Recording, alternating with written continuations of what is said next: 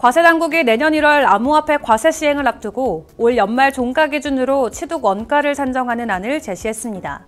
하지만 국세청과 기재부는 3년째 과세 기준과 체계를 확립하지 못해서 부실한 제도라는 지적이 나오고 있습니다.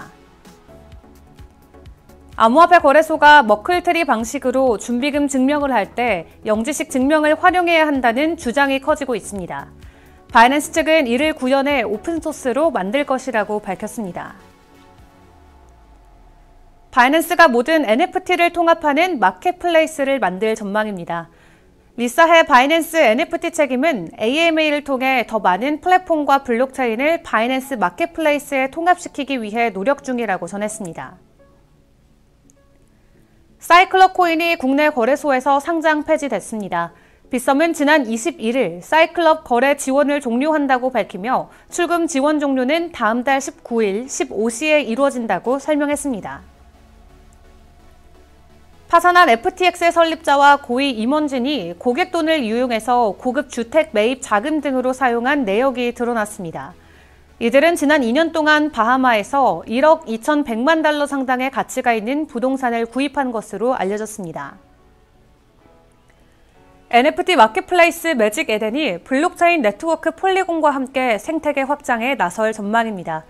매직 에덴은 폴리곤과 네트워크를 연동할 계획이라고 발표했습니다.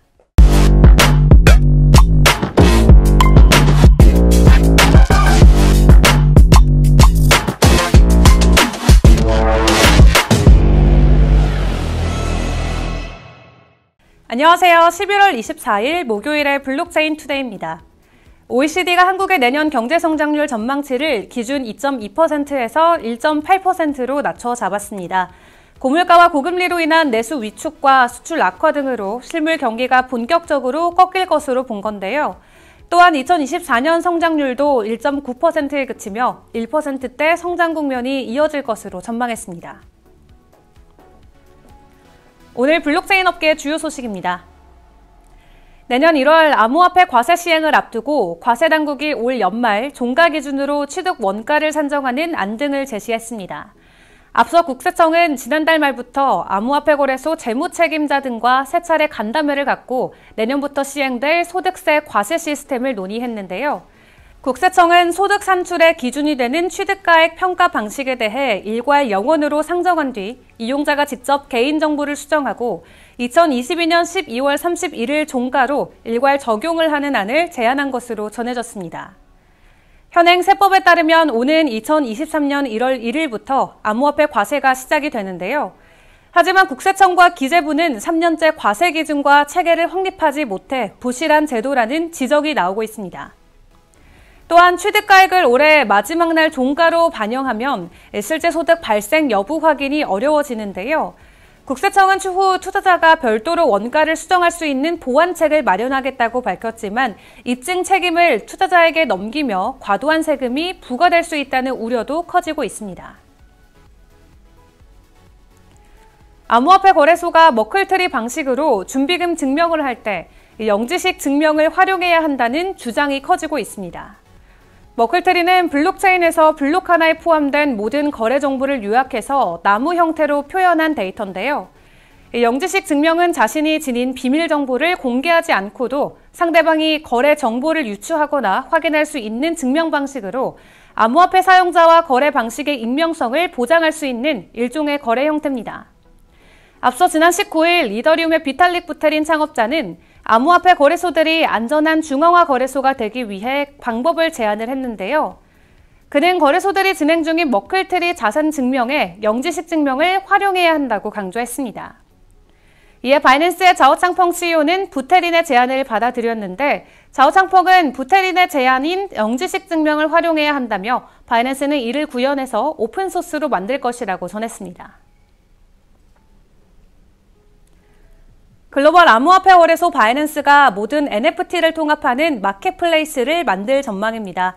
리사해 바이낸스 NFT 책임은 AMA를 통해 바이낸스 NFT는 초보자부터 전문가에 이르기까지 모두를 포괄할 수 있는 플랫폼이 될 것이라며 필요한 모든 서비스를 한 곳에서 탐색할 수 있도록 노력하겠다고 밝혔는데요. 또한 그는 더 많은 플랫폼과 블록체인을 바이낸스 마켓플레이스에 통합시키기 위해 노력 중이라며 바이낸스 NFT 마켓플레이스가 전 세계 모든 NFT에 대한 목적지 역할을 하는 포괄적인 플랫폼이 되길 바란다고 설명했습니다. 앞서 바이낸스는 바이낸스 NFT 마켓플레이스에 오픈시 NFT를 추가한다고 공지한 바 있는데요.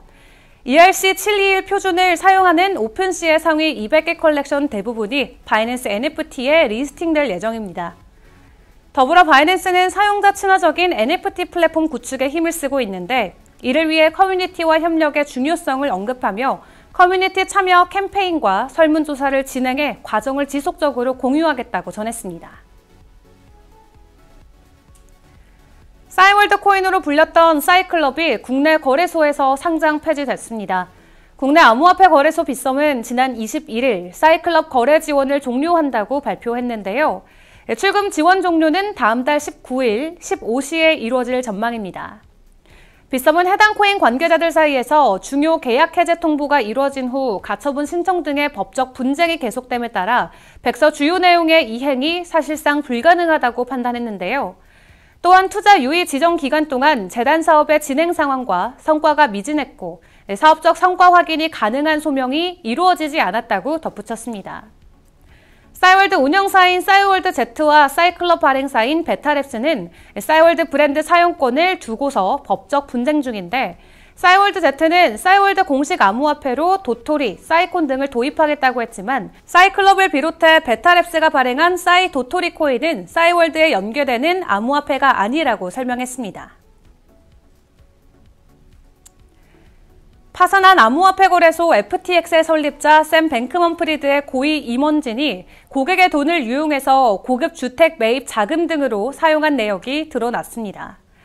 로이터 통신은 공식 부동산 기록을 통해서 샘 뱅크먼프리드와 그의 부모, 또 FTX 고위 임원들이 지난 2년 동안 바하마에서 1억 2,100만 달러 상당의 가치가 있는 부동산을 최소 19채 매입했다고 보도했는데요.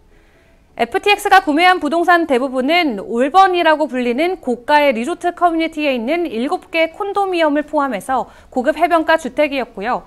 이 가격은 약 7,200만 달러였다고 합니다. FTX와 직원들은 지난해 9월 이 바하마의 본사를 설립한 뒤 부동산을 사들인 것으로 알려졌는데요. 다만 FTX와의 임원들이 이 부동산들을 사들이는 데 사용한 자금의 출처는 아직 파악하지 못한 상태입니다.